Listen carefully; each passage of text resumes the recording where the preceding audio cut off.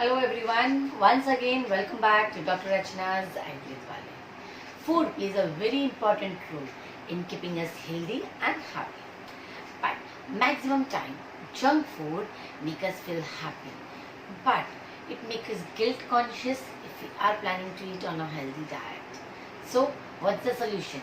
Here's the solution.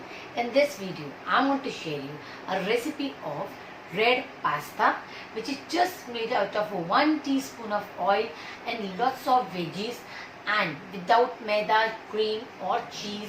It's a low calorie pasta, turned out to be very yummy, very tasty, so that you can enjoy pasta guilt free.